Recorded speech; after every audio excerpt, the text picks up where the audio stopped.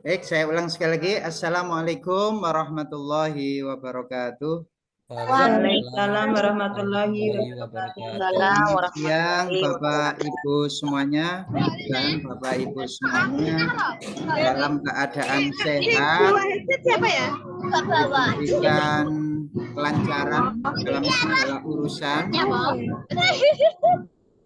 diberikan kelancaran dalam segala urusan, dan juga dikabulkan hajatnya untuk bisa lulus UP maupun pretest, Bapak Ibu ya. Jadi Amin. UP dan pretest itu kalau jurusannya sama, itu soalnya juga hampir sama, kisi-kisinya juga hampir sama, Bapak Ibu ya. Jadi kalau PGSD ya itu saja nanti yang keluar ya, Bapak Ibu. Baik, tidak lama-lama kita langsung saja ke soal biar Bapak Ibu ini mendapatkan wawasan yang lebih luas lagi sehingga bisa menjawab soal-soal yang akan dihadapi. Baik Bapak Ibu, kita awali dari pedagogik dulu ya. Nah, kita awali dari pedagogik dulu. Bapak Ibu sudah terlihat yang saya share? Sudah, Pak, sudah. Sudah ya. Iya. Ini Iya, Pak. sebenarnya mengulang-ulang saja Bapak Ibu ya. Jadi Iya, intinya namanya penguatan itu ya pengulangan dari yang kemarin diulang lagi sehingga Bapak Ibu itu benar-benar kuat pemahamannya tentang soal-soal UP maupun pretest. Nah, di soal nomor 1 ini Bapak Ibu ya, kalau kita lihat itu di sana ada rangsangan sederhana lah. Kalau berhubungan dengan rangsangan atau stimulus, kemudian respon, itu berarti teori belajarnya adalah behavioristik ya. Jadi behavioristik itu kata kuncinya apa? Ini yang harus dipegang teguh. Kata kunci behavioristik itu adalah adanya stimulus atau respon. Stimulus respon. Kemudian behavioristik itu ada reinforcement. Reinforcement itu nama lainnya adalah penguatan. Penguatan itu terbagi menjadi dua. Ada penguatan positif, ada penguatan negatif. Nah, penguatan positif itu bisa berupa pujian, bisa berupa reward, penghargaan. Nah, yang negatif itu bisa berupa sindiran atau punishment, hukuman ya. Jadi ketika kita memberikan acungan jempol kepada peserta didik kita, berarti kita sudah menerapkan teori belajar behavioristik. Nah, itu. Kemudian kata kunci konstruktivistik atau konstruktivisme itu adalah membangun pengetahuannya sendiri, Bapak Ibu. Nah, namanya membangun pengetahuannya sendiri itu pasti di sana itu nanti ada semacam pemberian kesempatan kepada siswa. Memberi kesempatan kepada siswa apa Bapak Ibu? Satu, mengemukakan ide atau gagasan, mengemukakan pendapat. Ya, jadi diberikan waktu yang lebih. Kenapa? Karena di sini siswa itu membangun pengetahuannya sendiri. Ya, ini konstruktivisme. Kemudian kognitif itu proses dan pemahaman. Kemudian perubahan persepsi. Jadi lebih mengutamakan prosesnya, itu kognitif. Kalau behavioristik itu lebih mengutamakan apa? Lebih mengutamakan hasil. Ya, lebih mengutamakan hasil. Ini untuk teori belajar itu banyak keluarnya Bapak Ibu ya. Jadi harus dipelajari dengan baik. Nah ini ada teori classical conditioning. Ini teori classical conditioning ini termasuk bagian dari teori belajar behavioristik Bapak Ibu ya. Jadi Pavlov ini menganut paham behavioristik. Satu, di sini ada 4 proses. Satu itu adalah fase akuisisi, pengkondisian rangsangan. Jadi siswa kita itu dikondisikan. Kemudian eliminasi penghilangan perlahan rangsangan. Ya. Kemudian ada fase generalisasi kemampuan individu untuk bereaksi terhadap stimulus yang baru. Nah, misalkan biasanya kan anak-anak itu ini ada kaitannya juga dengan asimilasi dan akomodasi ini Bapak Ibu ya.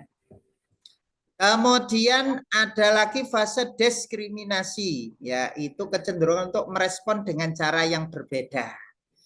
Saya contohkan anak-anak itu ketika mengenal api pertama kali itu yang dikenalnya itu api itu kan berbahaya ya Bapak Ibu ya. Nah, terus habis itu kita mengenal lagi, loh kok masak pakai api. Nah, setelah itu dia terjadi perubahan. Nah, terjadi perubahan itu ini sudah fase diskriminasi. Jadi terjadi perubahan. Oh, ternyata tidak semua api itu berbahaya. Kan begitu kan ya. Awalnya itu kan takut dia. Mesti kalau ketemu api takut, ketemu api takut. Nah, setelah tahu, oh ternyata api itu juga bisa digunakan untuk memasak ternyata. Nah, jadi tidak semuanya itu berbahaya. Begitu ya. Intinya seperti itu contohnya. Baik, yang selanjutnya yang kedua, silakan. Ada salah satu yang membaca, silakan. Oh ya Pak, Ya, silakan Bu. peserta didik saat ini menghendaki kebebasan belajar, menyukai hal baru yang praktis, serta rentan perhatian pendek. Untuk membantu peserta didik supaya dapat belajar sesuai dengan karakteristik tersebut, maka hal yang dapat dilakukan guru adalah A. Proses pembelajaran guru dilakukan dengan mengemas materi pembelajaran ke dalam topik-topik kecil. B. Guru berupaya mengganti buku cetak dengan buku elektronik. C. Menambah materi pembelajaran berupa bacaan agar peserta didik dapat membaca materi. D. Guru mengurangi jam pelajaran dan tatap muka agar peserta didik dapat belajar di rumah. Model pembelajaran yang satu-satunya dilakukan oleh guru ketika peserta didik belajar adalah belajar penemuan. Iya. Oke, di sini harus diketahui dulu kata kuncinya ya Bapak Ibu ya. Jadi kata kunci itu yang saya warnai kuning. Nah, Bagaimana Bapak, dengan opsi bagian A, Pak Ilmi, mengemas dari pelajaran ke topik-topik kecil, Pak? oke, coba kita lihat ya. Nah, yang A dan yang E, coba kita lihat ya. Nah, peserta didik saat ini menghendaki kebebasan, bebas Bapak Ibu. Bebas itu artinya di sini dia itu inginnya itu konstruktivis. Ya kan? Mengemas ke dalam topik-topik kecil ini nanti larinya ke behavioristik. Ya, larinya ke behavioristik. Behavioristik, iya Pak. Nah, behavioristik itu guru itu mengemas dengan topik-topik kecil-kecil gitu, behavioristik itu. Nah, Berarti behavioristik itu apa student center, Pak Ilmi? iya, behavioristik itu adalah teacher center. Oh iya Pak, teacher center. Kalau konstruktivis itu student center. Nah, Iya Pak. konstruktivis Kata itu kuncinya di situ Pak Ilmi ya, ya. konstruktivis itu cocok dengan kurikulum merdeka, menghendaki kebebasan. Menyukai hal baru. Lah ini kan, menyukai hal baru. Kalau senangnya itu dengan hal baru, terus dikemas dengan topik-topik kecil kan ya sama saja, ya kan? Nggak jadi Jadi baru. yang di sini ini harus ya model pembelajaran itu yang membangun. Yang bisa membangun pengetahuannya sendiri. Jadi yang bisa membangun pengetahuannya sendiri di sini adalah penemuan atau discovery ya. Nah, itu cocok. Jadi di situ nanti anak itu mencari sendiri pengetahuannya. Nah, jadi tidak bosan karena rentan perhatiannya pendek. Lah, rentan perhatiannya pendek ini berarti memang generasi Z saat ini. Itu rentan perhatiannya pendek, menyukai hal baru. Maka ya belajar penemuan karena dia menyukai hal baru ya. Jadi yang A ini untuk behavior. Ya Pak. Ya. Oke. Ada yang ditanyakan sampai sini silakan. Barangkali ada yang ditanyakan. Pedagogik itu paling banyak keluar ya. Pedagogik itu paling banyak. Oke, lanjut ya. Nah, ini kan discovery learning ini. Mengembangkan, ini manfaatnya mengembangkan kepekaan serta rasa ingin tahu. Rasa ingin tahunya siswa itu tinggi, berarti pakai dikasih. Melatih kemampuan berpikir kritis serta kreatif. Mendukung dalam kemandirian, jadi mandiri. Proses belajar disesuaikan dengan kecepatan belajar siswa. Kegiatan belajar menjadi lebih bermakna bagi anak. Ya, pengetahuan itu bertahan lama, lebih mudah diingat. Hasil belajar mempunyai efek transfer yang lebih baik dan meningkatkan penalaran siswa dan kemampuan untuk berpikir. Jadi karena rentan perhatiannya pendek, pakai ini, pakai belajar penemuan, itu nanti ingatannya itu lebih lama. Kenapa? Karena siswa itu terjun di dalamnya, ya, langsung mencari sendiri siswanya itu. Oke, baik. Yang selanjutnya, yang nomor 3. Ada salah satu yang membaca, silakan. Nomor 3. Halo, silakan. Saya, Pak. Ya. Pendekatan konstruktivis adalah pendekatan belajar di mana peserta didik menyusun atau menemukan sendiri pengetahuannya melalui pengalaman selama pembelajaran dan dengan memanfaatkan pengetahuan yang telah mereka punyai sebelumnya. Jika seorang guru ingin menerapkan pendekatan tersebut dalam mengajarkan luas trapesium siku-siku dan peserta didik telah memahami luas segitiga dan segi empat yang lain, maka kegiatan pembelajaran yang tepat dilakukan oleh guru adalah A. Memberikan bimbingan melalui langkah-langkah yang tertuang di LKPD kepada peserta didik untuk memotong trapesium menjadi 2 persegi dan 1 segitiga siku-siku, kemudian menentukan rumus luasnya. B. Memfasilitasi peserta didik dengan memberikan pertanyaan-pertanyaan di LKPD sehingga mereka dapat memotong trapesium yang disediakan dan membuat persegi panjang dari potongan trapesium itu sehingga panjang sisi persegi panjang yang terbentuk sama dengan setengah dari hasil penjumlahan dari sisi-sisi sejajar trapesium. C. Meminta peserta didik untuk berdiskusi tentang bagaimana memotong trapesium yang disediakan dan membuat jajar genjang dari potongan trapesium itu, sehingga tinggi jajar genjang setengah dari trapesium. D. Memberikan bimbingan langkah-langkah yang tertuang di LKPD, sehingga peserta didik dapat memotong trapesium yang disediakan dan membuat layang-layang dari trapesium itu, dan menghitung luas layang-layang yang terbentuk. E. Memfasilitasi peserta didik untuk berdiskusi tentang bagaimana memotong trapesium yang disediakan dan membuat persegi panjang dari potongan trapesium itu, sehingga lebar persegi panjang yang terbentuk adalah setengah dari tinggi trapesium. Oke. Dan kalau konstruktivis itu berarti kan menyusun atau menemukan pengetahuannya sendiri. Nah, dasarnya dari mana kok bisa menyusun itu? Dasarnya dari pengetahuan yang sebelumnya. Ya kan? Jadi harus tahu dulu di sini kan sebelumnya sudah diajari tentang rumus luas persegi dan segitiga kan. Nah, ini. Nah, coba kita lihat Bapak Ibu.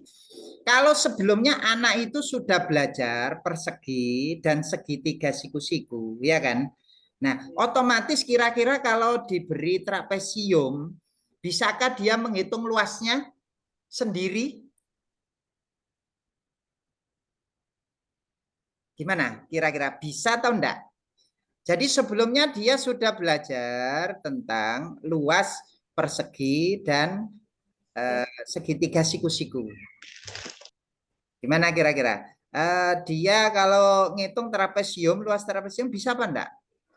Jelas bisa ya. Kan trapesium itu kan dari ini kan ya. Nah ini berarti dia menjadi persegi panjang ya.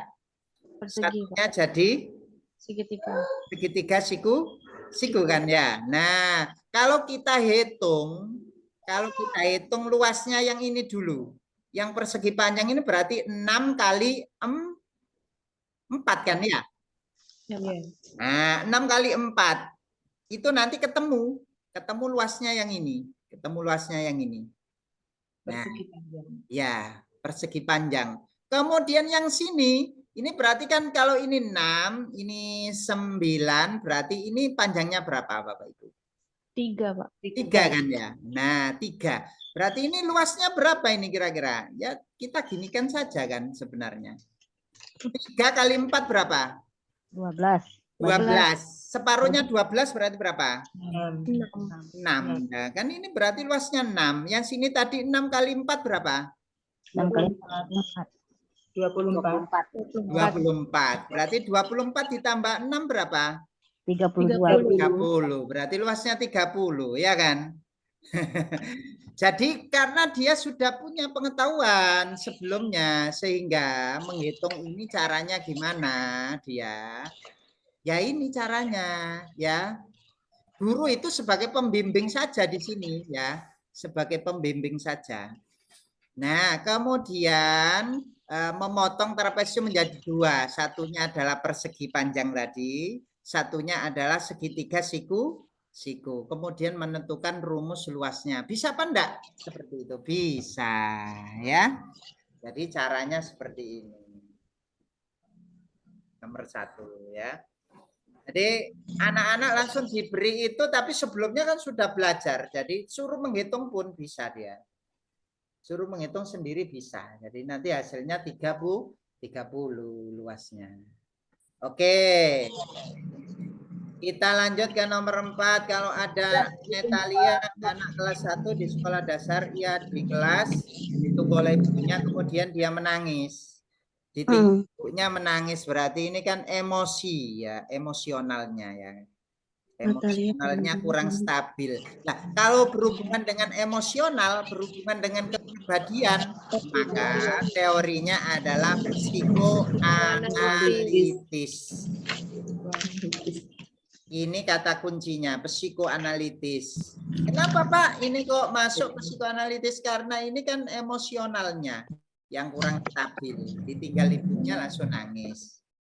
Nah, maka di sini teorinya yang cocok adalah menganut teori psikoanalitis. Psikoanalitis ini teori perkembangan peserta didik dilihat dari kepribadiannya. Berarti belum siap, belum matang dia emosionalnya. Segi emosiannya belum matang. Nah, kalau kognitif itu apa kata kuncinya? Pemahaman. Ekologi itu apa kata kuncinya? Lingkungan. Ya. Ekologi itu kata kuncinya adalah lingkungan. Jadi kalau manusia itu pengen berkembang, maka harus interaksi dengan lingkungannya. Anak itu kalau diisolasi di rumah terus bisa berkembang apa enggak? Tidak bisa. Jadi perkembangan anak itu juga bisa dengan cara interaksi dengan lingkungan lah. Interaksi dengan lingkungan itu namanya ekologi. Kalau perkembangannya ditinjau dari fisiknya, dari pubertasnya, biologisnya, itu namanya etologi.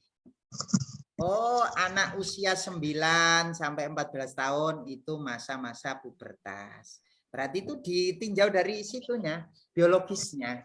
Itu namanya teorinya adalah etologi.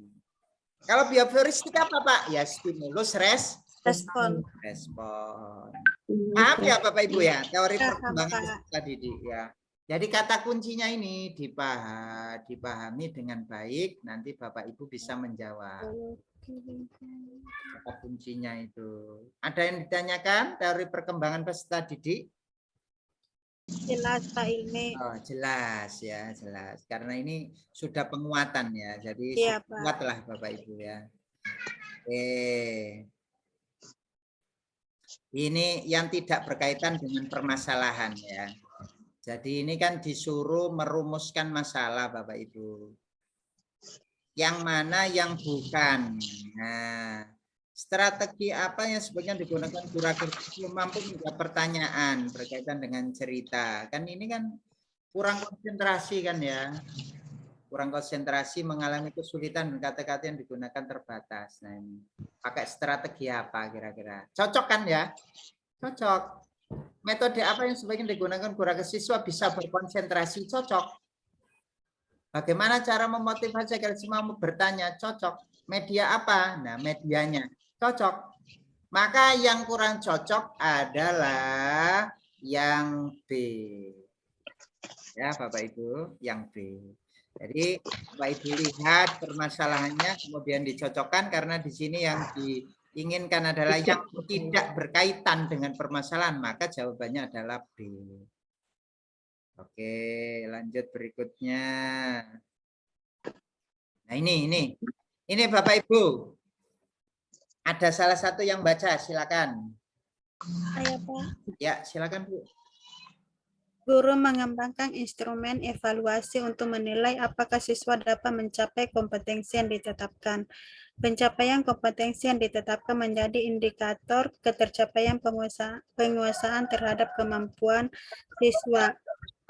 Berdasarkan ketercapaian kompetensi, maka perlakuan guru terhadap siswa yang belum mencapai nilai standar dapat memberi kesempatan pada siswa melalui ujian ulang dengan ketentuan A. Menggunakan soal yang sama untuk mengukur konsistensi. B. Menyiapkan soal yang berbeda dengan soal sebelumnya. C. Memberikan tugas sebagai pengganti ujian ulang. D. Menggunakan soal yang berbeda untuk item soal yang dijawab salah.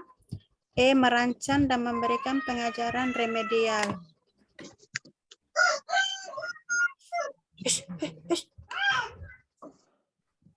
Nah, coba kita lihat. Kalau anak itu di bawah KKM, itu yang Bapak Ibu lakukan apa? Remedial. Iya, mengadakan remedial. Remedial ini kan kadangkala menggunakan soal yang sama ya. Iya, soal yang sama. Menyiapkan soal yang berbeda, kadang-kadang memberikan tugas sebagai pengganti. Semuanya ini kan masuk ke remedi. Jadi jawabannya apa ya, ini dirancang dan memberikan pengajaran remedial. Kalau di bawah KKM, kalau di atas KKM biasanya diberikan Pengayaan. Pak Ilmi, satu dulu Pak, bagaimana dengan indikator penunjang itu loh Pak? Kadang ada soal bagaimana kami mengukur menggunakan IPK indikator penunjang. Iya Pak Ilmi, Ya, kadang jadi, kami dapat soal seperti itu. IPK itu ada 3. 1, IPK penunjang atau pendukung. Kemudian yang kedua adalah IPK inti. Yang ketiga adalah IPK pengayaan. Ya. Jadi kalau di KD itu ternyata KKU-nya itu C2, ya misalkan ini ya, KKU-nya itu C2 menjelaskan misalkan ya. Menjelaskan kan C2. Nah, itu berarti nanti indikatornya misalkan menjelaskan juga, berarti indikator menjelaskan itu adalah indikator inti. Indikator inti itu sejajar dengan KD-nya. Sejajar dengan KD-nya. Misalkan C2 ya C2 indikatornya. Itu namanya indikator inti. Kalau indikator pendukung berarti di bawahnya. Di bawahnya indikator inti. Di bawahnya indikator inti itu pendukung. Oh, kalau anak-anak disuruh menjelaskan dulu enggak bisa, Pak. Harus C1 dulu. Yaitu identifikasi misalkan ya. Iya, Pak. Suruh menyebutkan dulu kan C1 kan ya. Nah, itu. Jadi kalau tadi indikator intinya C2, kata C1 dulu, maka C1 itu namanya indikator pendukung penunjang. Kalau lebih tinggi dari C2 tadi, Pak, yang indikator intinya, Pak, lebih tinggi berarti indikator pengayaan. Nah, biasanya kalau PPG itu pakai yang mana, Pak? Pakai sampai pada indikator pengayaan. Yaitu sampai C4 sampai ke C6. Paham ya, Bapak Ibu ya? Jadi ada 3. 1 tadi apa? 1. Indikator pendukung atau penunjang. Yang kedua adalah indikator inti. Yang ketiga adalah indikator pengayaan. Kalau di situ disuruh mencari indikatornya, Bapak Ibu pilih indikator pengayaan, Bapak Ibu. Iya, Pak. Iya. Nah, Misalkan disajikan KD, terus disuruh membuat IPK-nya ya. Bapak Ibu pilih IPK yang pengayaan. Misalkan KKO-nya itu menjelaskan misalkan ya. Ya, Pak. Nah itu. Nah, dipilih di situ membuat misalkan C6 langsung bisa atau menganalisis C4 ya. Ya, Pak. Nah, seperti itu. Jadi pilihannya seperti itu. Ya, Pak. Terima kasih, Pak. Oke, sama-sama. Lanjut berikutnya yang nomor 7. Motivasi itu ada di awal apa di akhir Bapak Ibu? Di awal, Pak. Nah, tujuannya itu supaya anak-anak itu tertarik dengan pembelajaran yang akan kita berikan. Jadi motivasi itu terletak di awal, tujuannya itu supaya anak-anak itu termotivasi untuk mengikuti pembelajaran yang kita laksanakan. Nah, coba kita lihat di sini. Nah, biasanya motivasi itu kadang berupa tampilan video, kadang berupa gambar. Kan ingin menarik anak kan ya kan? Iya, Pak. Iya, Pak. Jadi diberikan video, diberikan gambar atau diberikan cerita. Nah, ini yang B ini meminta siswa untuk mematuhi. Lah, kalau sudah meminta siswa untuk mematuhi berarti sudah mulai penutup kan ya? Nah, anak-anak kita sudah belajar ini, tolong kalau di jalan dipatuhi aturan-aturan rambu-rambu lalu lintas itu. Kalau di sekolah harus dipatuhi aturan yang ada di sekolah dan sebagainya. Berarti itu penutup. Guru menunjukkan agama di Indonesia, itu berarti inti ya kan, kegiatan inti ya. Kegiatan inti menunjukkan, mendiskusikan juga kegiatan inti. Memberikan contoh sikap patuh ini berarti masih persepsi ya di awal. Nah, motivasi itu kadangkala itu berbentuk video, gambar atau cerita. Ayo anak-anak, siapa yang pernah punya pengalaman mematuhi aturan agama ya silakan sebelum pembelajaran kita mulai. Jadi dari situ nanti termotivasi anak-anak. Ya. Nah, ini jadi jawabannya adalah A. Ingat-ingat Bapak Ibu, motivasi itu berupa penayangan video, gambar, atau cerita. Oke, lanjut. Siswa dapat mengalami kesulitan belajar sang guru menjadi sumber belajar bagi siswa. Perilaku yang ditemukan guru siswa senang dan tertarik untuk berkonsultasi. Supaya bisa tertarik konsultasi dengan Bapak Ibu itu gimana caranya? Agar anak-anak tidak takut kalau konsultasi dengan Bapak Ibu. Apa yang dilakukan? Pak Ilmi, kalau terbuka dalam menjawab pertanyaan gimana tuh, Pak? Ah, iya, Pak. Pertanyaan sama, Pak. Terbuka dalam menjawab pertanyaan. Artinya kami terbuka kepada siswa, Pak, untuk pertanyaan-pertanyaan yang diajukan kepada kami itu loh. Artinya kami terbuka itu loh, Pak. Umpan balik. Sepertinya Ya. izin Pak, umpan balik. Ya, silakan Bu. Sepertinya kalau mengajak siswa kayaknya benar tuh umpan balik. Itu yang saya terapkan Pak. Jadi tidak ada jarak antara atau jarak sepertinya kita perlakukan mereka tuh seperti orang tua di rumah. Yang intinya di sekolah benar-benar kita guru sebagai orang tua. Kalau dia di rumah orang tua bukan guru untuk dia. Kalau saya kayak gitu, umpan balik. Saya lebih senang ke umpan balik, Pak. Umpan balik berarti Ibu yang C apa yang D? Kalau umpan balik itu Pak berarti dia ke D. Ya. Ke D. Ya D. Terbuka. Yang D apa yang C? Bingung jadinya kalau ditanya apa kalimatnya ya Pak. Kayaknya sama-sama deh Pak. Iya. Dari A sampai E ini kayaknya sama semua deh untuk konsultasi. Bersedia dihubungi, yes. Ya, Yes tuh Pak. lama baik di sekolah, yes. Ya. Ya. Nah, bersedia membantu, ya. Menjelaskan kembali, iyalah Pak. Ini kan kita disuruh memilih yang paling bagus. Ya, sehingga anak itu tertarik, tidak di sini tidak kesulitan belajar lagi, tertarik. Berarti kita itu harus sebagai teman, Bapak Ibu. Teman. Oh, berarti Ini semua yang A, B, D, dan E itu masuk ke sini, masuk ke C. Oh, Gitu. Iya, kan Iya. masuk ke C. oh iya Pak, betul Pak. Tapi Sebagai teman itu berarti ya siap dihubungi kapanpun. Sebagai Iya. teman itu harus Iya, ramah. itu komunikasi. Oh iya Sebagai benar teman ya, itu kan berarti. harus terbuka. Sebagai teman itu kan harus membantu. Tapi jarang ya Pak ya guru seperti itu ya Pak ya. Karena izin bertanya, anak-anak Pak, kan kurang. apakah itu berlaku untuk kelas tinggi ya, Pak? Ya, Karena kelas di situ kan tinggi, sebagai kelas rendah juga berlaku, Bu. Sebagai teman kita, Bu. Iya. Jadi pembelajaran abad 21 itu guru itu sebagai teman. Kalau yang dulu itu kan guru itu menjaga jarak ya. Iya. Jaga image Kak Ilmi. Iya, menjaga jarak kalau dulu itu. Kalau sekarang dulu itu ya. ya sebagai teman, tapi ya enggak boleh juga kebablasan. Oh iya betul. Iya Pak. Sampai Iya, Pak. gurunya dipanggil halo bro. Nah, ya, enggak itu ya. Jadi Iya. harus tahu benar. adab dan sopan santunnya juga ya kan. Gitu. Iya Pak. Iya.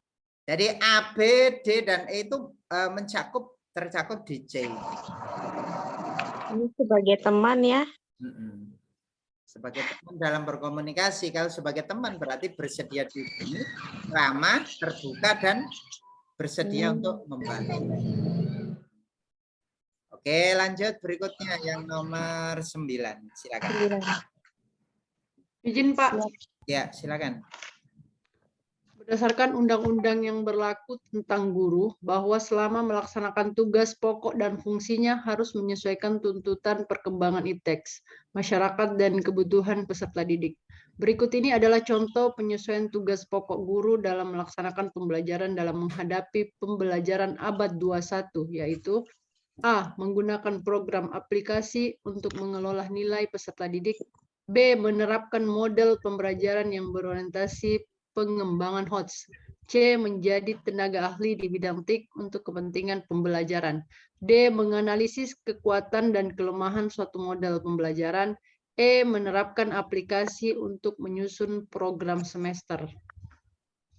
Ya. Apakah itu benar Bapak Ibu? Jawaban yang kuning itu? Ya Pak, benar Pak. High order thinking skill. Iya, abad 21 itu kaitannya dengan 4C ya biasanya ya Bapak Ibu. 4C itu apa saja Bapak Ibu? Critical thinking, kreatif, Kolaboratif, dan communication. Aplikasi-aplikasi itu hanya sebagai pendukung kemajuan teknologi. Jadi bukan itu yang ditonjolkan ya. Yaitu memang kita pakai untuk pendukung, tapi yang ditonjolkan itu ya berpikir kritis, kreatif, berkolaborasi, berkomunikasi, itu abad 21 itu, kemampuan abad 21 itu. Jadi menerapkan model pembelajaran yang berorientasi pada pengembangan HOTS. Ya, ini di sini. Jawabannya adalah B ya. Oke, nomor 10 silakan. Izin Pak. Ya, silakan Bu. Perhatian kondisi peserta didik berikut ini. Perhatikan kondisi peserta didik berikut ini. 1. Tidak ada yang bertanya mengapa selama pembelajaran IPS. 2. Hanya 2 dari 30 peserta didik selalu menjawab pertanyaan guru. 3. Tidak bisa mengurai suatu masalah dari berbagai perspektif ilmu sesuai berdasarkan kondisi peserta didik tersebut, maka masalah yang dihadapi oleh guru yaitu A. Kurang motivasi belajar IPS, B. Aktivitas pembelajaran tidak menarik, C. Rendahnya minat baca, D. Tidak efektifnya pembelajaran IPS, dan E. Belum mampu berpikir kritis. Iya. Jadi kalau sudah pertanyaannya itu mengapa? Berarti kan berpikir tingkat tinggi. Oh, Ya kan? gitu. Kata kuncinya berpikir tingkat tinggi itu mengapa dan bagaimana. Ya, jadi Mengapa kalau dan bagaimana? siswa kita itu kalau kita ajar itu enggak tanya mengapa sih Bu kok seperti itu. Bagaimana itu prosesnya Bu? Nah, berarti dia belum kritis ya. Belum mampu berpikir kritis. Iya, kata kuncinya itu mengapa, bagaimana, ya. Paham ya Bapak Ibu ya? Nah, jadi mengapa itu mesti deretannya itu panjang jelaskannya. Kalau hanya ditanya siapa, apa, itu jawabannya hanya satu kata, dua kata gitu aja. Kalau ini mengapa, ini mesti penjelasannya panjang. Mengapa? Mengapa, bagaimana itu berpikir kritis. Oke, lanjut. Mengapa bagaimana? Ya, mengapa, bagaimana. Ya Pak, terima kasih. Ya, nah ini 4C tadi ya. 4C tadi apa saja Bapak Ibu 4C tadi? Kreatif, Kreatif, critical thinking, critical thinking, ya, collaboration dan Dan communication. ya, 4C. Nah, langkah-langkah pembelajaran di atas yang menerapkan 4C dan HOTS adalah yang ada 4C-nya. Menandai itu Menandai, kreatif ya. Menandai secara berkelompok, membaca, menandai juga Membuat kalimat, membuat Nah, secara berkelompok berarti kan kolaborasi ya, berkolaborasi ya. berarti 4 itu tidak masuk karena menyebutkan di buku ya Pak. Iya, menyebutkan itu kalau masih menyebutkan kan belum HOTS kan ya. Ya, Menyebutkan masih C1. Iya, dengan nomor 5 memahami. Satu, ya. Memahami sudah angka tinggi dari menyebutkan ya. Membuat juga C6 ya. buat Jadi di sini kalau kita lihat berarti yang tidak masuk itu adalah Membuat 3, 4 ya. Pak, maaf, menandai. baru Oke. ini terlalu kecil layarnya, Pak. Ibu pakai HP, Enggak, pakai Iya, Pak. laptop. Pakai Iya, Pak. pakai laptop, terlalu kecil. Enggak Pak, pas Pak, pas. besar Pak. Pas. Pas, Pak. Pas. Ya. Bisa dibesarin kalau di laptop. Di HP. Di HP di ini Bu, jari 2 itu ditaruh di layar HP kemudian dilebarkan. Iya, bisa, Pak. Nah, Pakai HP. pakai HP bisa. Iya. Oke ya, jadi 4C itu ya Bapak Ibu. 4C ya, activity, critical thinking, communication, dan collaboration. 4C. Jadi 4C itu abad 21 ya. 12. Nah, ini kan tak ada rotan akar pun jadi ya ini. Karena bertemakan lingkungan ya, kalau waktu itu banjir ya dialihkan ke lingkungan yang lain, begitu ya intinya ya. Nah ini melaporkan. Melaporkan ini masuk ranah apa Bapak Ibu? Melaporkan. Motorik.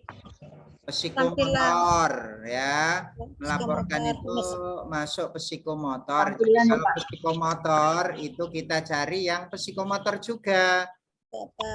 Instrumennya ya. Observasi itu adalah menilai sikap atau afektif. Soal lisan itu pengetahuan, afektif juga sih sikap ya. Soal tertulis juga pengetahuan. Jadi di sini kalau melaporkan ya pakai produk. Nanti kalau produk berarti hasil laporannya itu yang dinilai ya. Hasil laporannya itu yang dinilai ya, produk. Oke, selanjutnya di sini Pak Yahya, menentukan luas. Nah, menentukan luas. Ya, ada salah satu yang baca, silakan. Silakan, ada salah satu yang baca. Saya boleh, Pak. Boleh, silakan. Maaf, Pak, tertutup.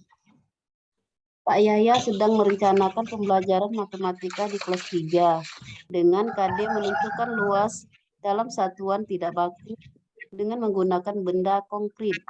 Maka aktivitas penggunaan media berikut yang sesuai untuk KD ini adalah titik-titik. A. Buku tulis diletakkan di atas meja untuk menutup permukaan meja. B. Penggaris untuk alat bantu menggambar suatu bangun datar. C. Biji-bijian dijajar sekeliling buku tulis. D. Stik es krim yang dibuat ditempelkan bermacam bangun datar. E. Tali rafia untuk menentukan panjang dan lebar meja. Kalau menurut saya, Pak, A. Buku tulis diletakkan di atas meja untuk menutupi permukaan meja. Yang benar. Yang benar yang mana, Bapak Ibu? Satuan buku ya. Satuan tidak A kan baku. ya, betul kan ya? Di sini kan menentukan luas dalam satuan tidak baku dengan menggunakan benda konkret. Jadi ini mejanya, kemudian di sini ada buku ya. Terus ini lagi buku. Sini lagi buku, sini lagi buku. Berarti kalau seperti ini berarti luasnya berapa Bapak Ibu? Luasnya berapa kalau seperti ini? Mejanya ditutupi dengan buku. Buku, buku, buku, buku. Ternyata tertutup semua dengan buku. Berarti luasnya berapa ini? Berapa satuan luasnya? 4 buku. 4 satuan. Ya kan? Luasnya berapa satuan? 4 satuan. 4 satu. Jadi kalau tidak baku itu kan pakainya kan satuan ya, 4 satuan ya, 4. Kalau baku kan pakai sentimeter atau meter kan gitu ya. Nah, itu. Kalau pakai penggaris ini berarti apa Bapak Ibu? Pakai penggaris. Nah, cocok kan ya? Ini Satuan baku. menggunakan benda konkret ya. Benda konkret pakai buku tadi untuk mengukur luasnya. Kalau stik es krim, nah, cocok juga ini ya, biji-bijian juga. Jadi paling cocok ya pakai ini ya, buku tulis ini ya. Ditaruh. Nah, misalnya kok panjangnya sampai sini, ya kan? Berarti butuh buku berapa ini kira-kira? 6. Berapa kira-kira ini? 6. Butuh buku 6 kan? Berarti luasnya berapa? Luasnya 6 satuan ya. Satuan. Gitu. Baik, selanjutnya ya ada salah satu yang baca, silakan.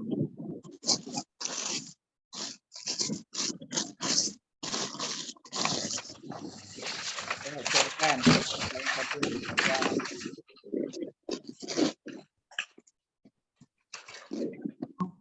Izin membaca, Pak. Ya, silakan Bu. Hasil yang diperoleh dari hasil penelitian tindakan kelas pada tahap observasi adalah aktivitas siswa selama mengikuti pembelajaran membaca pada kondisi awal dapat dideskripsikan bahwa masih banyak siswa yang melakukan kebiasaan-kebiasaan membaca yang salah, sehingga sangat menghambat pemahaman mereka terhadap isi bacaan. Mereka tampak kurang memanfaatkan waktu dengan baik.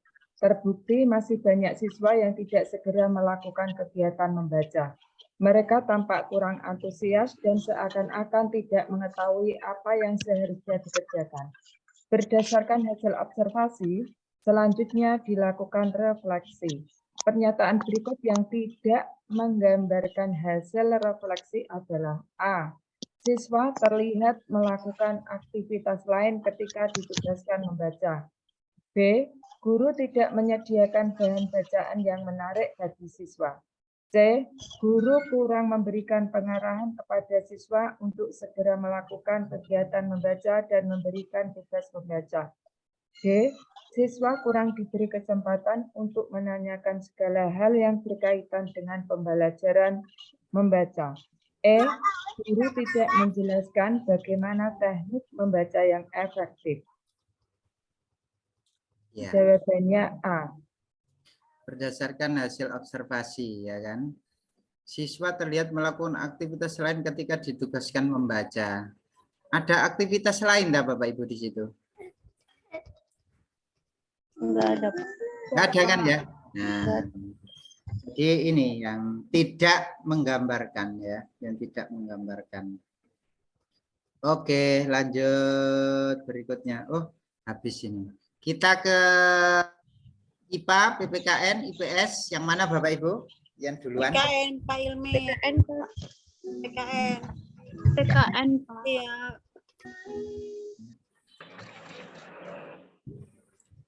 PPKN. PKN, Pak. Nilai-nilai Pancasila. Ini di sini, kalau Pancasila itu sebagai dasar negara, berarti Pancasila itu apa Bapak Ibu? Mengatur penyelenggaraan Mengatur penyelenggaraan pemerintahan. Penyelenggaraan pemerintahan.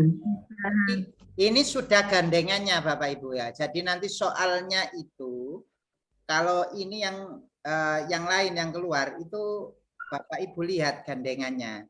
Sebagai dasar negara itu gandengannya penyelenggaraan pemerintahan. Perjanjian Luhur itu gandengannya adalah mewujudkan kesepakatan perjanjian luhur ya. Kalau kepribadian itu mengatur perilaku masyarakat, itu kepribadian. Kalau Pancasila sebagai pandangan hidup itu mewujudkan aktivitas kehidupan bangsa. Ini sudah gandengannya ya, sudah gandengannya.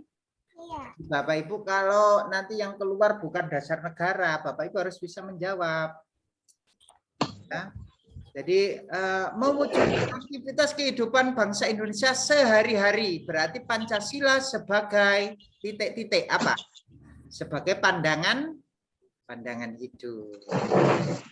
Pancasila mengatur perilaku bermasyarakat bagi seluruh warga masyarakat. Maka Pancasila sebagai titik-titik. Berarti sebagai apa Bapak Ibu?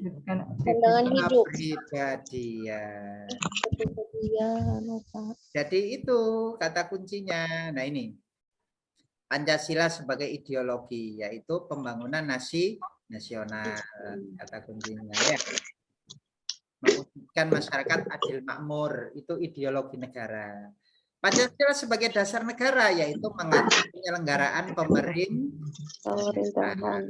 Pancasila sebagai jiwa bangsa itu ada kaitannya dengan zaman Sriwijaya dan Majapahit. Ya, Pancasila sebagai kepribadian ini sikap mental, tingkah laku serta ya. Ini kepribadian tadi ya. Pancasila sebagai pandangan hidup ini aktivitas kehidupan bangsa Indonesia sehari-hari mengatur aktivitas. Sebagai sumber hukum sudah ini ya, sumber tertib hukum, perjanjian luhur sudah, cita-cita bangsa itu ada di pembukaan ya, pembukaan Undang-Undang Dasar 1945 alinea keberapa Bapak Ibu? Cita-citanya. Alinea keempat Pak. Kalau mempersatukan bangsa itu sila ketiga. Paham ya Bapak Ibu ya? Insya Allah. Ini sering keluar ini, tapi enggak mesti dasar negara yang keluar. Mesti dasar negara. Kalau kepribadian berarti berhubungan dengan perilaku, kalau pandangan hidup berarti berhubungan dengan aktivitas. Nah, diingat-ingat kalau bisa dicatat. Saya itu dulu nyatet itu sampai 27 halaman ya. Nyatet kata kunci itu. Pak, ini enggak bisa di-print ya, Pak ya? Ini bisa di-print, Bu. Ibu angkatan berapa? Sekarang 14.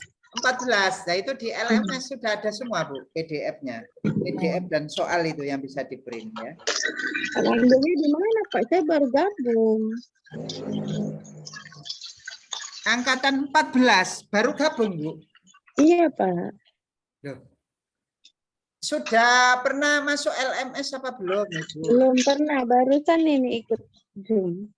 Oh, Nah, ini Bu. Ya nanti biasanya terakhir japri saya enggak apa-apa nanti ya. Oh ya, nanti saya japri Bapak, maaf ya Pak ya. Ya, enggak apa-apa. Nanti japri saja ya. Jadi biar Iya, siap Pak. nanti Iya, bisa Pak, siap. segera masuk LMS dan bisa mendownload. Eman-eman ikut bimbel terus nggak pernah masuk LMS, nggak pernah nyoba latihan itu di situ ada 800 soal di LMS ya. Ada sekitar 800 soal itu kalau itu dilatih terus tiap hari Bapak Ibu ya insya Allah nanti bisa lulus Bapak Ibu. lolos. Bisa lolos. 800 Penelitiannya ya, Pak. banyak loh di situ ya. Eman-eman loh kalau nggak dimanfaatkan ya. PDF-nya juga bisa di-download ya.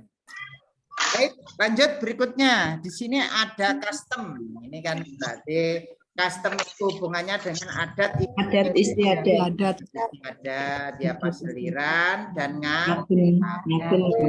Kalau menerima sesuatu dengan tangan kanan itu berarti yusik cara. Berarti ini kan cara menerima pemberian dari seseorang kan ya. Pakai apa? Pakai tangan. Cara makan itu tidak boleh berdiri. Berarti yusik ya. Cara berbahasa ini berarti juga Yusik. Oke, paseliran itu tradisi pemakaman untuk bayi-bayi yang meninggal di Toraja ya, paselirannya. Nah, ini norma-norma ada norma agama. Itu melaksanakan kewajiban beribadah dan menjauhi larangan. Ya. Ada norma kesusilaan. Norma kesusilaan itu berhubungan dengan hati nurani. Sanksinya berupa penyesalan. Kenapa saya tadi kok enggak jujur? Akhirnya menyesal ya. Nah, contohnya yang kesusilaan itu jujur, tidak membuat kegaduhan, tidak melakukan penipuan, ya, menjauhi sifat bohong, menghargai dan menghormati orang lain, berlaku adil. Kalau kita tidak berlaku adil itu gimana Bapak Ibu? Terjadi penyesalan apa enggak? Terjadi penyesalan. Iya, rasanya itu hati nurani itu kan enggak apa ya, enggak tenang gitu loh ya, enggak tenang hati nurani kita itu kalau kita enggak adil gitu ya. Nah, ini Bapak Ibu contohnya. Kemudian yang itu norma kesopanan. Norma kesopanan itu nanti untuk sanksinya itu berupa celaan atau pengucilan. Ya, pengucilan. Kalau berkata yang sopan, kalau masuk rumah harus mohon izin dulu. Tidak boleh meludah sembarang tempat, tidak boleh membuang sampah sembarangan, menghormati orang yang lebih tua. Kalau berbicara dengan orang yang lebih tua harus bertutur kata yang sopan. Ini semua adalah contoh dari norma kesopanan. Norma hukum jelas ya Bapak Ibu ya, sanksinya tegas ya berupa hukuman ya. Nah, ini sanksinya tegas ya. Nah, ini norma hukum. Kemudian di sini norma berdasarkan daya pengikatnya. Yusik ini tidak seberapa kuat ya. Nah, daya pengikatnya tidak seberapa kuat. Cara bersendawa itu ada aturannya ya. Kalau bersendawa gimana Bapak Ibu? Ditutup apa dibiarkan saja gitu? Kalau dibiarkan nanti masuk. Iya, betul ya. Mores ini tata kelakuan. Yang di BDF tuh nggak ada kuning-kuningnya gini. Kemudian custom adat istiadat. Kalau tata kelakuan dengan moral sama dengan tata ilmi. Tata kelakuan dengan mores. Moral Pak, moral ya. Iya moral Pak. Apa sama Pak atau beda? Nilai moral itu bukan norma. Moral, Pak. Oh bukan norma Pak ya Pak. Iya itu nilai. Iya Pak itu kadang itu muncul Pak. Nah, jangan sampai terbalik ya. Jadi moral itu nilai. Nilai Pak ya Pak. Ya nilai moral. Oke, lanjut. Di sini ada melabeli seseorang. Stereotip. Oh, ini orang ini keras ini, perangannya berbeda. Kalau melabeli berarti stereotip. Stereotip. Kalau etno apa Pak? Apa Bu? Etnosentris. Etnosentris itu menilai itu dengan budaya kita. Iya. Nah, budayanya rendah itu masih kalah dengan budaya saya. Etnosentris itu ya. Diskriminasi membeda-beda. Rasisme itu berarti ada ras yang superior. Misal ini ada ras kulit putih sama ras kulit hitam. Yang menguasai siapa Bapak Ibu? Ras kulit putih menganggap dia paling tinggi derajatnya. Itu rasisme itu ya. Seperti itu. Pak, di BDF apa ada kuning-kuning menganggap lebih baik dari yang lain ya Bapak ya? Gimana Bu? Silakan. Itu berarti menganggap lebih baik dari yang lain. Gitu ya? Iya, superior itu dia itu bisa mengatur ras yang lain. Iya Bapak, terima kasih. Pak, mau tanya Pak. Ini. Lebih superior, jadi dia itu punya power untuk mengendalikan ras yang lain. Nah, itu superior ya. Nah ini Ya Bapak. untuk mengatur. Jadi sebenarnya kan kulit itu kan baik kulit putih, kulit kuning, sawo matang dan lain sebagainya itu kan sama kedudukannya ya. Tapi dia ini membeda-bedakan. Merasa lebih tinggi gitu ya. ya. Merasa lebih tinggi. Ras kulit putih lebih tinggi karena warnanya lebih putih ya. Yang hitam lebih rendah. Padahal enggak ya. Warna kulit kan memang diciptakan berbeda-beda ya. Iya Bapak. Ya, seperti itu, itu namanya rasisme ya, rasisme. Ya Pak, terima kasih. Ini C2. Ini KD-nya ini KD apa ini Bapak Ibu? Memahami. KD apa kalau 3.2 itu? Pengetahuan. KD pengetahuan. KD-nya pengetahuan. Memahami itu C2 ya, Bapak Ibu ya. Nah, di sini basis ICT ya, pakai PowerPoint. Ya, PowerPoint. Kalau mind mapping itu apa, Bapak Ibu? Mind mapping itu? Mappingnya itu apa ya? Mind mapping itu sering sekali kan ya. Ini kotak di sini, ini ada kotaknya di sini, terus tengah-tengahnya ini adalah topiknya, ini pembahasannya. Nah, itu mind mapping itu namanya ya. Sebuah cara dengan mengelompokkan beberapa ide dalam bentuk kerangka yang terstruktur, yaitu mind mapping. Oke, lanjut berikutnya Bu Widya. Lah ini yang keliru ini. Iya, ini yang betul apa ya Bapak ya? Yang betul adalah AIN. Oh, ya. Karena yang diminta adalah kompetensi keterampilan. Ya. Menceritakan itu masih C, Bapak Ibu ya. Nah, kalau menyajikan itu masuk keterampilan ya. Oke. Ya. Jadi Bapak Ibu tolong ini diralat ya. Jadi jawabannya adalah A ya. Iya, bingung ini Bapak. Kemarin jawab itu kok salah. Ya, jadi jawabannya A. Menyajikan dalam bentuk tabel itu artinya kompetensi keterampilannya yang dinilai. Ya. Kalau menceritakan analisan itu masih pengetahuan.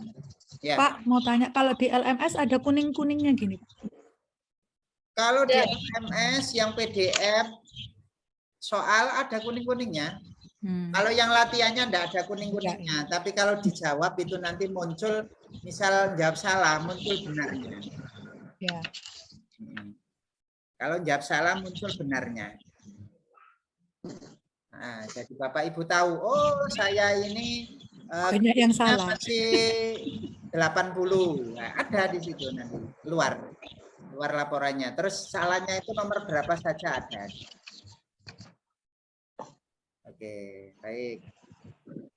Mengidentifikasi kewajiban, ini masih indikatornya indikator pengetahuan ya.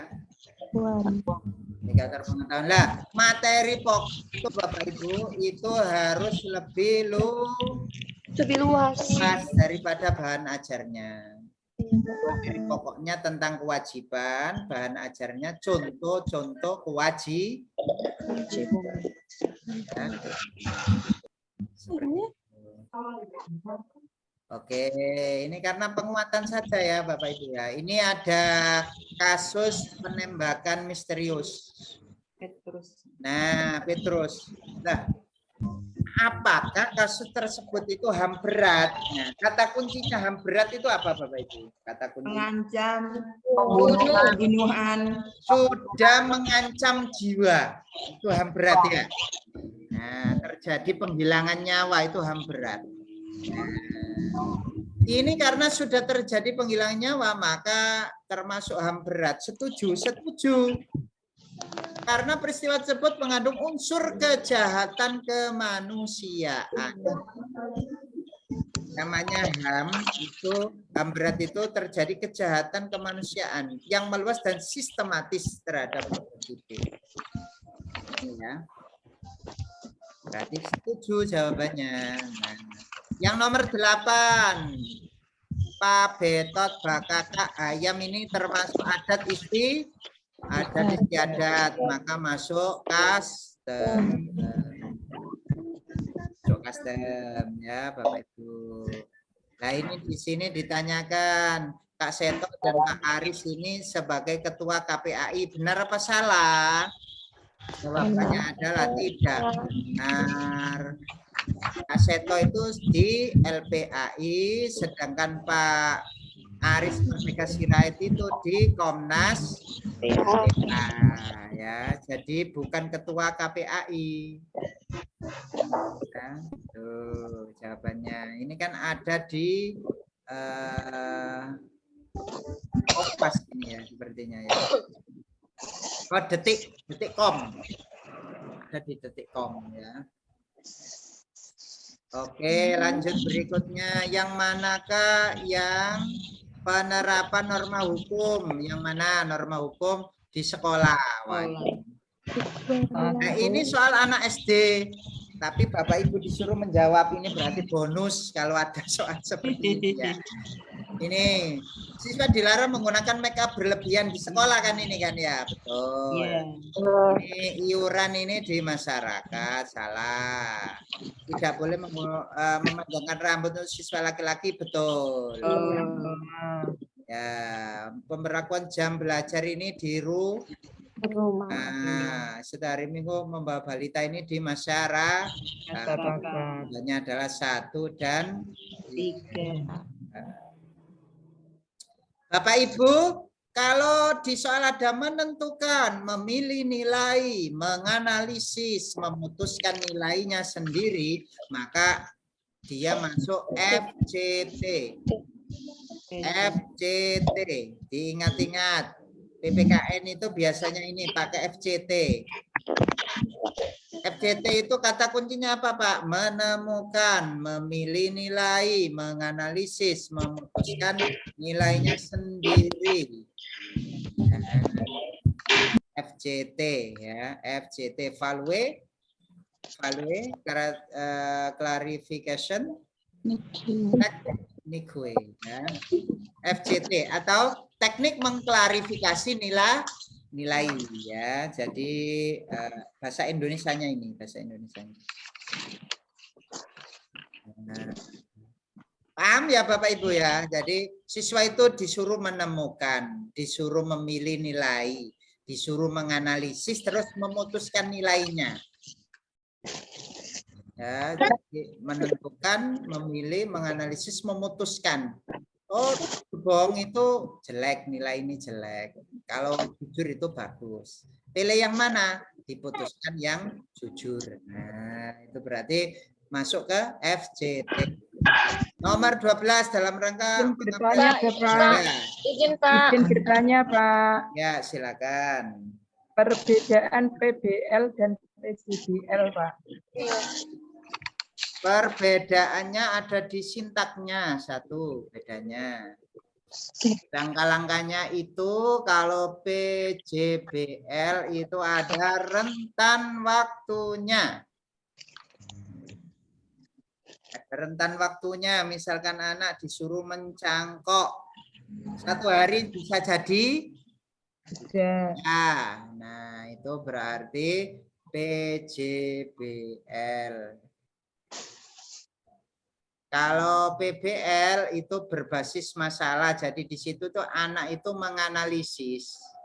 Di situ tuh menganalisis untuk memecahkan masalah tersebut berdasarkan pengetahuan yang sudah didapatnya. Itu PBL, tidak ada proyeknya. Ya, bedanya di situ, tidak ada proyeknya. Kalau problem solving itu Bapak, Apa, Bu? problem solving itu yang bagaimana? Itu juga masalah juga ya Bapak? Problem solving atau apa itu? Iya, problem solving itu masuk PBL. Oh, masuk PBL ya? Iya, kalau project based learning itu ya, itu berarti PJBL ya. Project, kalau problem itu PBL. Kan kadang ada pilihannya, kalau nggak salah ya Pak, kemarin ada PBL, ada problem solving, terus yang mana gitu? Nah, kita lihat soalnya, Bu. Oh gitu ya. Kita lihat soalnya. Sebenarnya sama itu ya, PBL dengan problem karena dia berbasis masalah. Ya. Oke, barangkali nanti punya soalnya itu Bu, bisa di-share di grup, nanti kita lihat ya jawabannya yang tepat yang mana ya. Iya. Nah ini, ayo silakan, ada salah satu yang membaca, silakan. Ya izin Bapak. Ya silakan. Dalam rangka mengapresiasi budaya bangsa lain untuk memperkuat jati diri bangsa Indonesia, seorang guru dituntut memiliki kemampuan mengembangkan model pembelajaran yang mampu mempersiapkan peserta didik memenuhi tuntutan tersebut. Contoh kegiatan pembelajaran yang paling relevan untuk mengemban misi tersebut adalah A. Mengelompokkan berbagai budaya berdasarkan wilayah benua. B. Mendiskusikan budaya asing yang paling berpengaruh di dunia. C. Mengidentifikasi contoh budaya asing dari berbagai negara. D. Menyajikan contoh tayangan video beragam bentuk budaya asing. E. Mengidentifikasi nilai budaya asing yang mempengaruhi masyarakat. E ya Bapak. Yang kenapa Bu kok bisa ini ya jawabannya ya?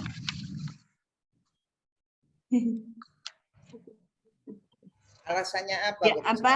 Bisa jadi kan yang ini salah ya. Ini ya Pak, memilih-milih mana yang apresiasi dan mana yang baik, mana yang tidak baik gitu ya. Yang relevan, yang paling relevan. Iya, jadi mana yang baik ya kita ambil ya gitu ya. Iya, kayak filter itu ya Pak. Oke, betul ya ini jawabannya. Selanjutnya yang nomor 13 ini ada HAM berat, ada HAM ringan. Sudah ini Pak, lewat Pak. Iya, ini peristiwa paniai ini ya jelas HAM berat ya Bapak Ibu ya. Iya Pak. Nah, terjadi pembunuhan ya di situ ya, kejahatan kemanusiaan. Nah ini juga mengucapkan terima kasih saat mendapat bantuan dari orang lain itu folkwise. Ya, sinomat itu custom, tata cara lamaran di Jawa itu custom, ya.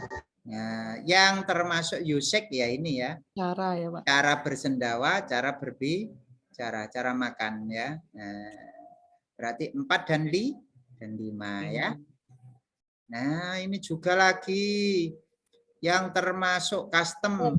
Nah, ya Rambu Solo ya Bapak Ibu ya. Rambu Solo itu apa? Rambu Solo itu Pemakaman terhadap orang yang sudah mati. iya, upacara pemakaman secara adat yang mewajibkan orang yang meninggal membuat pesta. Jadi orang yang meninggal membuat pesta sebagai tanda penghormatan terakhir ya. Oke. Ini mengidentifikasi, ini masih C ya kan ya Bapak Ibu ya, kognitif kan, mengidentifikasi. Medianya pakai apa kira-kira? Pakai PowerPoint ya. Mengembangkan untuk memecahkan masalah pakai PowerPoint ya. Lanjut berikutnya.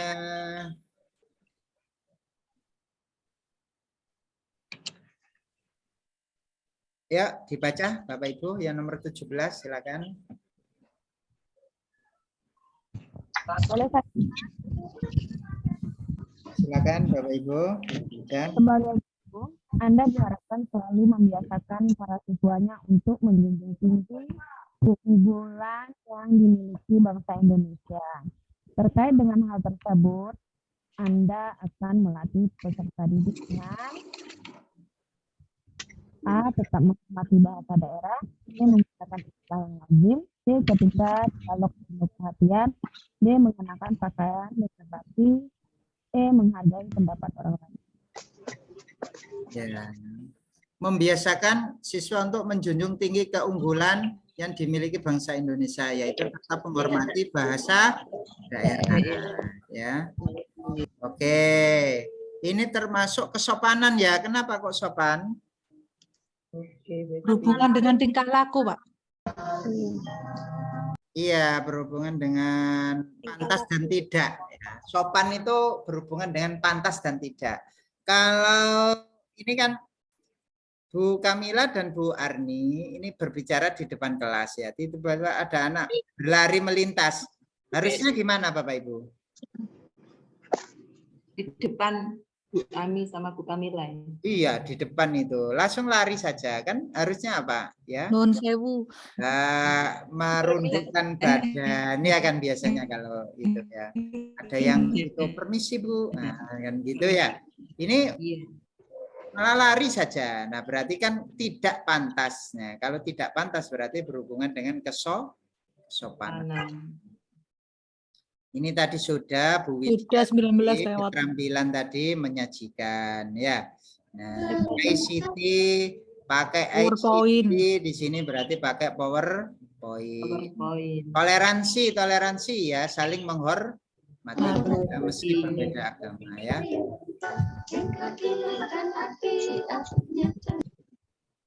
Oke, ini juga stereotip ini ya. Ini kan dukun itu tidak semuanya itu negatif ya.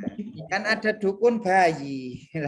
Dikira dukun itu ya mesti santet kan gitu kan ya.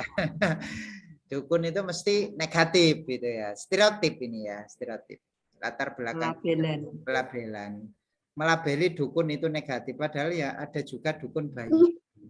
Masa dukun bayi nyantet? Ya. Ada dukun pijet ya. Nah, itu Bapak Ibu ya. Nah, ini loh Bapak Ibu, contoh forecast itu ya. Memberikan salam kepada orang ketika berpapasan. Ini kan jarang Bapak Ibu tahu contohnya forecast ya. Mengantri dengan tertib ketika ingin menonton, memberikan hadiah sebagai penghormatan kepada anak yang berprestasi, ini termasuk workwise, kebiasaan. Kalau mores itu apa contohnya Pak? Kalau mores itu larangan mempekerjakan anak di bawah umur, larangan menggunakan narkoba, larangan minum minuman keras, larangan berzina, melakukan hubungan saudara. Nah, ini termasuk mores. Seperti peraturan ya, Bapak? Iya. Mores. Mores dia kebanyakan yang negatif ya, Pak. Kalau yang fokus yang positif. Mores itu seperti itu contoh-contohnya. Nah, biar Bapak Ibu tahu, oh ini termasuk mores, oh ini custom, ini Volves ya. Nah, jadi Volves itu kebiasaan. Kalau membeli tiket harus antri, itu kan kebiasaan, ya kan? Kalau ada anak berprestasi ya diberi hadiah, kan? Biasanya seperti itu ya. Kalau berpapasan ya salaman kan gitu. Itu kebiasaan, namanya Volves. Apalagi Setelah pedagogi PPKN apalagi ini? Kayak IPA atau IPS? IPA aja, Pak. Apa? IPS. Ya. Oke, kita bahas malah ya. Era globalisasi di bidang budaya. Nah ini era globalisasi. Ayo, ada yang bagian membaca IPS? Izin Pak. Ya, silakan. Silakan Ibu. Udah saya. Ya, silakan, Bu. Ya Pak. Salah satu sikap sederhana yang dibutuhkan dalam menghadapi tantangan di era globalisasi di bidang budaya adalah A. Sikap terbuka dengan memanfaatkan forum-forum kerja sama internasional yang dapat membantu keterlibatan dalam persaingan global. B. Sikap mencintai produk dalam negeri yang dapat memicu tumbuhnya berbagai produk lokal yang unik di setiap wilayah tanah air. C. Sikap terbuka menghadapi masuknya budaya asing dengan menyaring budaya asing sesuai dengan panduan nilai, norma, dan tradisi lokal serta nilai-nilai dasar Pancasila. D. Sikap kolaboratif dengan memanfaatkan jaringan informasi yang menghubungkan berbagai pihak, mulai dari pemerintah, BUMN, juga swasta baik dari dalam maupun luar negeri. E. Sikap kemandirian dalam mengembangkan potensi dalam negeri. C ya. Ya, jawabannya Nyaring apa, budaya Bapak Ibu? asing. Kenapa kok pilih yang itu jawabannya? Kenapa? Karena berkaitan Budaya dengan yang masuk disaring. Iya, berhubungan dengan budaya Pilah-pilah. kan itu kan ya, yang ditanyakan ya Bapak Ibu ya. Berhubungan dengan budaya. Sementara yang pertama itu berhubungan dengan apa itu? Ekonomi. Iya, ekonomi ya kan. Forum-forum kerjasama internasional ekonomi.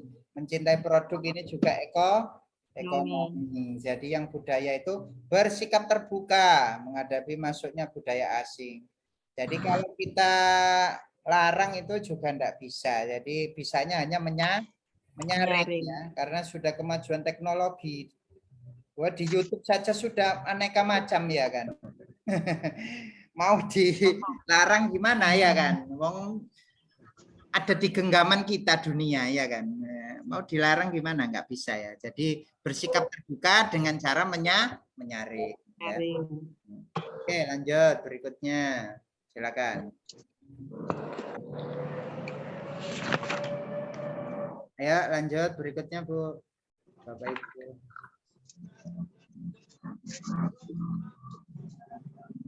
Silakan. Izin membaca, Pak. Iya, silakan. Teknologi yang berkembang pesat memudahkan manusia untuk berinteraksi dan berkomunikasi. Salah satu manfaatnya adalah A. Membuat manusia menjadi sangat tergantung kepada teknologi. B. Seseorang dapat terhubung dan berinteraksi dengan banyak orang. C. Manusia dapat lebih cepat menyelesaikan pekerjaan. D. Muncul persaingan dalam bidang teknologi komunikasi. E. Peralatan teknologi untuk komunikasi lebih canggih. B. Seseorang dapat terhubung dan berinteraksi. Iya, ini kaitannya dengan komunikasi. Komunikasi. Teknologi komunikasi. Berarti seseorang dapat terhubung dan berinteraksi dengan banyak orang tanpa harus ketemu, ya kan? Tanpa harus ketemu. Seperti kita ini termasuk manfaat dari teknologi komunikasi. Ya kan? Kalau belajarnya ketemu Bapak Ibu ke Gresik, wah itu biayanya berapa ya? Iya kan? Oh, sementara Bapak Ibu jauh-jauh kan ya. Oke, di sini di bidang jasa, berarti kan lembaga sekolah jasa, perbankan jasa, tukang cukur jasa, menanam bibit cabai produksi. Ya, penambangan emas liar produksi juga ya. Nah, jadi jawabannya adalah 1, 2, dan 3. Oke, ini disajikan data statistik Bapak Ibu ya di sini ya. Jadi level penduduk yang terpadat di mana ini? Jawa Barat. Jawa Barat ya. Barat. Jawa Barat. Setelah itu baru Jawa Timur, terus Jawa Tengah, ya. Kemudian yang paling sedikit adalah Kalimantan Utara ya. Di atas Kalimantan Utara posisi kedua, terbawah ada Papua, jumlahnya 1, berarti ini atasnya Kalimantan ya. Penduduknya ya. Betul, Pak. Nah, sekarang kalau padat sekali itu apa yang terjadi Bapak Ibu? Kemarin sudah saya kasih kata kunci. Kalau penduduk itu padat itu apa yang terjadi kemarin? Kualitas hidup Menurunnya rendah. kualitas Kan sudah pernah saya beri video kata kunci ini sudah disimak Bapak Ibu. Video kata kunci. Sudah ya? Oke. Nah, besarnya persaingan tenaga kerja paling banyak di Jawa Timur. Salah. Yang paling banyak adalah di Jawa Barat karena Jawa Barat lebih padat. Ya, jadi ini kan paling banyak. Ya, paling banyak ya di Jawa Barat. Kualitas hidup yang lebih rendah mengancam di Jawa Barat. Kenapa kok lebih rendah kualitas hidupnya? Karena kebanyakan penduduk. Kemungkinan potensi kriminal paling besar di Kalimantan Utara ya salah, karena penduduknya sedikit, kriminalnya sedikit kemungkinan, ya kan? Kalau semakin besar maka potensi kriminalitasnya besar. Pembangunan pusat ini tersedia banyak di Papua enggak? Salah. Tersedia banyak ya malah di Jawa Barat. Karena penduduknya banyak di sana, maka industrinya ya. Masalah-masalah sosial sedikit terjadi di Jawa Barat. Ya, masalah sosialnya banyak karena penduduknya Banyak. ya, jadi jawabannya adalah yang B. Ini data statistik ya. Oke, ada de jure, ada de facto. Ayo yang sudah nyimak video saya, de jure itu apa, de facto itu apa?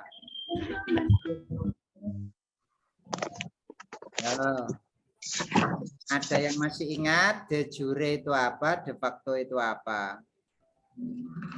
De jure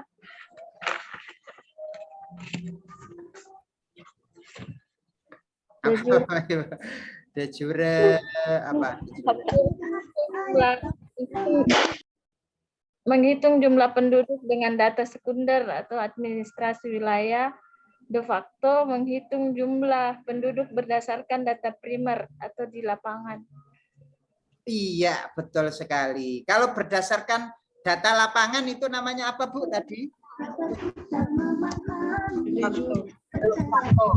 De facto. Kalau de jure apa, Bu? Data administrasi. Data administrasi. Jadi bisa jadi yang tercatat di kecamatan itu jumlahnya lebih sedikit daripada yang sebenarnya yang di lapangan. Karena kan kadang ada yang enggak ke data ya. Kadang ada yang enggak masuk di KK ya. Nah, tuh. Oke, lanjut berikutnya. Kalau pakai kursi roda itu berarti hidup lebih praktis dan efisien. Ini termasuk endogen apa eksogen? Eksogen ya. Kalau endogen itu dari dalam, kalau ini dari luar ya. Nah, oke, lanjut berikutnya tantangan di bidang pendidikan. Ya, jelas ya, mematnya belum setiap untuk belajar dari negara lain. Ini bidang pendidikan.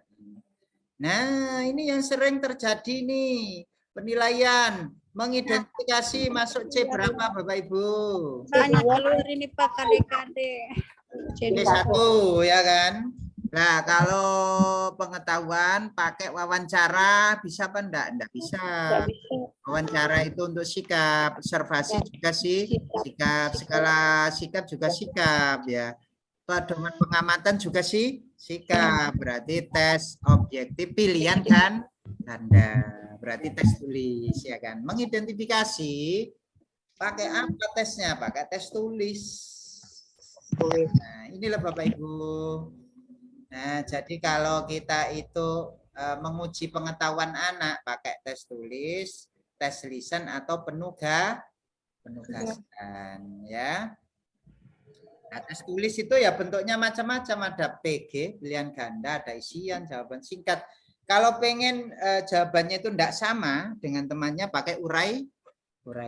Berdasarkan pemikirannya sendiri pakai uraian. Nah, seperti itu Bapak Ibu. Lah, kalau yang menilai keterampilan tadi itu pakai proyek, pakai kinerja, pakai produk, pakai portofolio, itu keterampilan. Ada yang tanya ini. Proyek dengan produk bedanya apa, Pak? Gitu ya. Produk menghasilkan barang, kalau Produk proyek itu ada yang dinilai itu produknya. Barangnya yang dinilai. Kalau proyek itu jangka waktunya tadi itu proses mengerjakan proyeknya itu yang dinilai gitu ya. Prosesnya. Itu proyek. Bedanya di situ. Kalau produk barangnya yang dinilai ya. Ya gimana? Sesuai enggak ya. Dengan estetikanya bagaimana, itu berarti produk ya. Kalau portofolio apa Bapak Ibu? Kumpulan karya. Menilai sikap pakai observasi, penilaian diri, penilaian antar teman dan jurnal ya. Situs kumitir. Menafsirkan. Interpretasi. Masih ingat Bapak Ibu kata kuncinya yang pertama apa Bapak Ibu? Metode sejarah 1. Heuristik. Apa heuristik itu? Kata kuncinya menemukan, mencari dulu. Mencari siapa? Heuristik. Setelah itu apa Bapak Ibu? Verifikasi atau mengkritik ya. Nah, kritik ada 2, intern dan ekstern. Kemudian yang ketiga ada interpretasi. Menafsirkan. Interpretasi itu menafsirkan, ada 2 juga ya. Menafsirkan, menganalisis, menyatukan ya kan. Perbedaan heuristik sama itu geografi. Yang terakhir mengumpulkan. Terakhir itu menulis ya. Menulis aja Pak, menulis. Ya. Atau membangun ulang. Historiografi. Ada yang tanya, barangkali ada yang kesulitan. Ya Pak, maksud saya gini Pak, kan ada di situ soal mengenai zaman-zaman dahulu itu heuristik apa historiografi Pak? Zaman-zaman dahulu ya tergantung Bu di situ. Kalau di situ tuh masih proses mengumpulkan bukti-bukti, berarti ya heuristik. Mengumpulkan keramik, pecahan-pecahan keramik, mengumpulkan gambar-gambar, ya kan? Heuristik itu. Nah, kalau diverifikasi ini asli apa enggak, berarti sudah mengkritik itu, memverifikasi. Iya, verifikasi. Kalau interpretasi itu menafsirkan. Oh, ini. Nah, ini seperti ini menafsirkan. Kerangka ini jenisnya perempuan, usianya itu 20 sampai 30 tahun, ini ditafsirkan. Kan ketemu, sudah ditemukan rangka utuh, kemudian sudah ditemukan. Iya, dicocokkan ya kan ini. Verifikasi. Baru diterjemahkan ini. Interpretasi.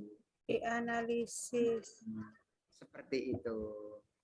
Terakhir ditulis. Nah, ini kan heuristik. Heuristik itu berarti mengumpulkan sumber-sumbernya. Bisa kaset-kaset, bisa tulisan-tulisan, ya kan sumbernya. Kemudian kritik itu verifikasi, diverifikasi. Setelah dikumpulkan diverifikasi asli apa enggak? Ya, ini kan asli apa enggak? Nah, bentuk fisiknya gimana loh? Ini peninggalan lama kok kertasnya masih putih. Cocok apa enggak itu berarti? Enggak cocok kan ya? Ini peninggalan zaman kuno kok kertasnya masih putih. Harusnya kan kertasnya sudah warna-warna kekuning-kuningan gitu kan ya, Bapak Ibu ya. Karena sudah lama ya. Jadi kritik gitu namanya. Terus interpretasi itu menafsirkan. Menafsirkan itu ada dua, analisis dan sintesis. Analisis itu menguraikan, diuraikan. Oh, ini keramik itu ini gini, jadi diuraikan ya. Ada juga yang disatukan. Oh, keramik ini cocok dengan peninggalan yang ini. Nah, itu berarti disatukan. Disatukan apa Pak namanya Pak? Kalau disatukan namanya interpretasi. Interpretasi sintesis. Sintesis. Ya, kalau diuraikan itu namanya analisis. Historiografi itu menulis,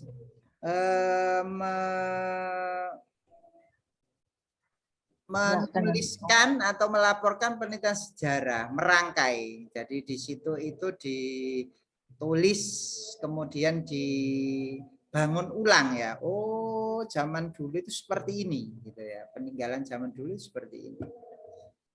Nomor 10.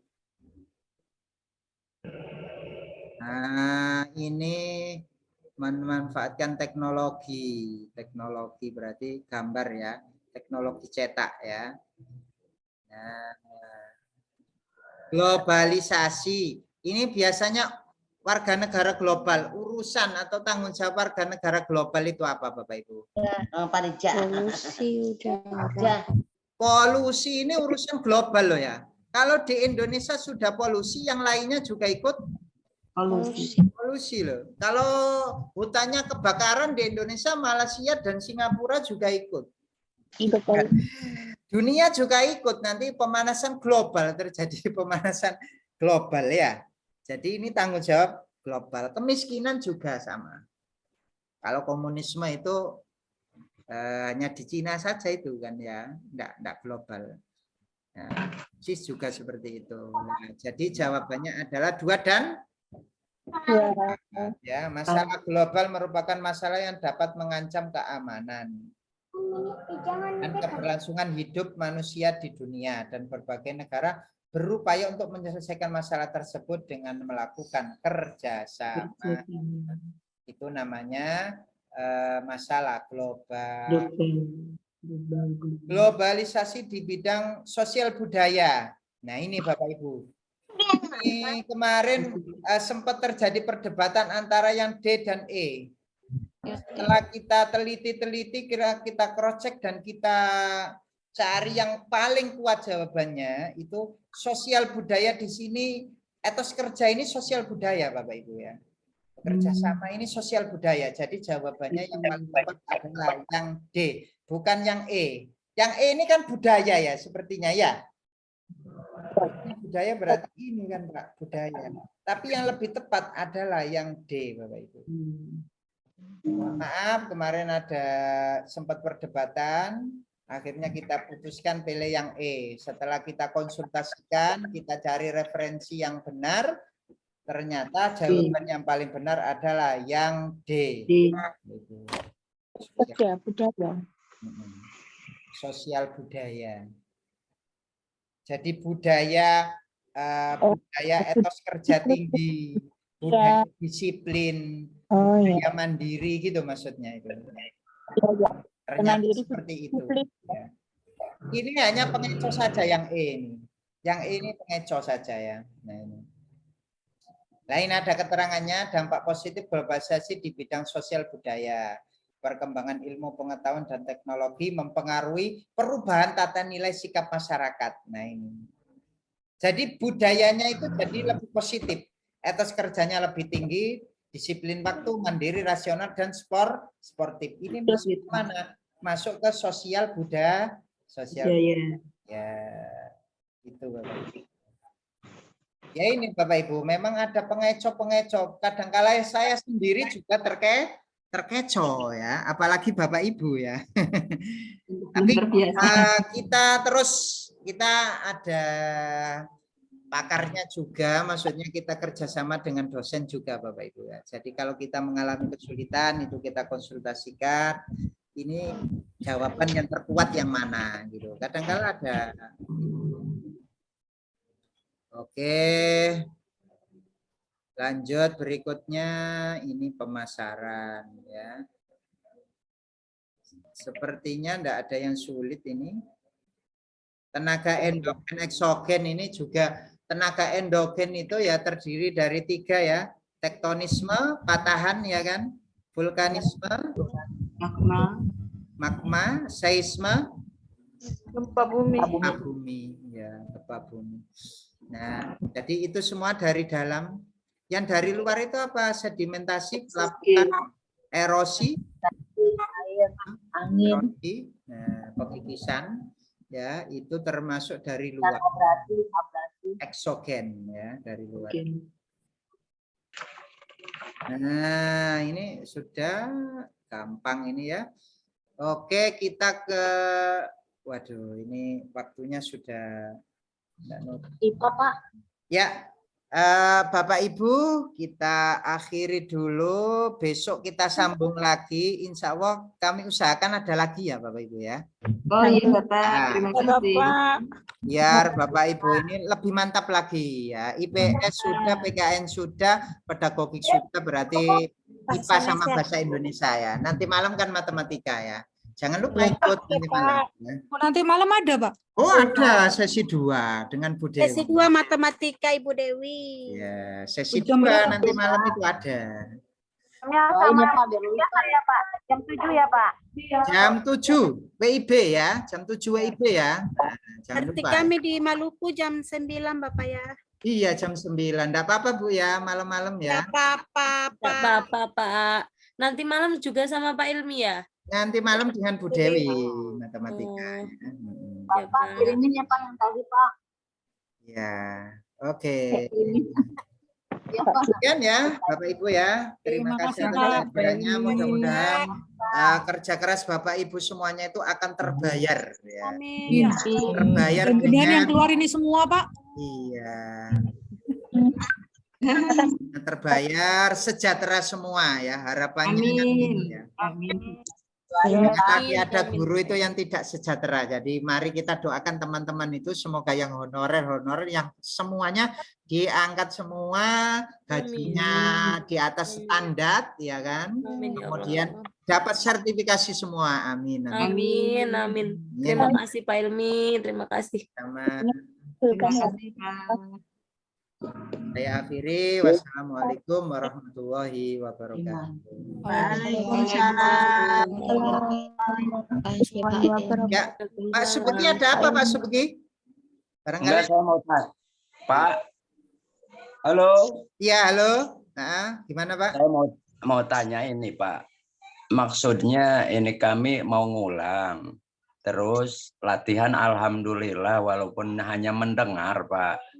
Gimana itu soal yang sudah dibuletin ataupun yang sudah dipilih, kira-kira dibulak-balik lagi enggak itu jawaban tersebut gitu Pak? Jawabannya dibolak-balik Pak. Oh dibolak-balik? Iya di UP itu dibolak-balik Pak. Iya maksudnya gitu. Saya sendiri gitu kami memohon jangan dibulak-balik gitu Pak. Oh, wah itu dari kementerian Pak, jadi kami enggak bisa menginter itu ya, jadi semuanya itu sudah dari sananya. Jadi yang penting itu pemahaman Bapak Ibu. Amin. Jadi kalau pemahamannya itu pemahaman di sana karena faktor uban gitu Pak. Iya. Kami paham Pak. Jadi kalau faktor U itu lebih bagus itu kata kuncinya saja Pak. Kata kuncinya itu ditulis Pak. Kata kunci itu ditulis ya. Heuristik itu menemukan, kemudian interpretasi, nah itu apa kata kuncinya gitu. Jadi kata kunci ditulis. Saya dulu sampai 27 halaman nulis itu ya kata kunci. Katanya penyair kan gitu. Kalau usianya sudah lanjut itu ikat ilmu dengan tulisan. sehingga ilmunya itu tidak lari ya. Kalau tidak diikat dengan tulisan, ilmunya cepat lari. Ya, makasih Pak, makasih Pak. Ya, sama-sama. Saya doakan Pak yang sudah sepuh-sepuh ini, yang sudah usianya ini ya, ini saya doakan diberikan kelancaran sehingga Amin. ya. Ya, lulus. Kami juga sedih Pak kalau ada yang enggak lulus itu. Jadi lulus semua. Ya, siapa lagi yang menolong gitu Pak? Saya nggak lulus Pak, puyeng. Kalau enggak lulus kan puyeng ya, kasihan juga keluarga ya kan, kasihan juga. Betul Pak, betul Pak. Keluarga itu juga butuh asupan dari kita kan gitu ya Bapak Ibu ya. Betul Pak. Betul. Iya, ya. Mas, pokoknya semangat Pak.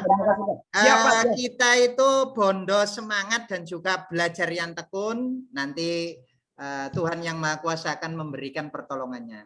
Amin. Amin. Yakin pasti ya. Karena guru itu adalah pekerjaan yang mulia Bapak Ibu ya. Pasti. Terima kasih Pak. Terima kasih Pak. Ya, sama-sama Pak. Kak Ilmi. Ya, gimana? Ya, ini permintaan ini Bapak. Minta tolong itu yang link latihan-latihan soal. Itu kalau bisa dibuka sampai prioritas Bapak untuk latihan-latihan. Iya. Gini Bapak Ibu ya, saya itu memang buka kelas, ada angkatan 13, ada angkatan 12, ada angkatan 11, dan yang terbaru ini angkatan 16. Tapi selama ini tidak saya tutup. Oh gitu ya. Dan kalau ada Zoom seperti ini pemantapan saya undang juga. Oh iya. Itu memang kewajiban kami, jadi tidak kami tutup. Misal kemarin Google Form itu ya, tak kasih semua angkatan 11, 12 ya. Padahal sudah kontraknya sudah habis. Kan gitu ya. Terima kasih Bapak. Terima kasih Bapak. Nanti kami share lagi untuk latihan-latihan lagi ya. Iya. Terima kasih Pak. Ya, izin ya Ibu ya.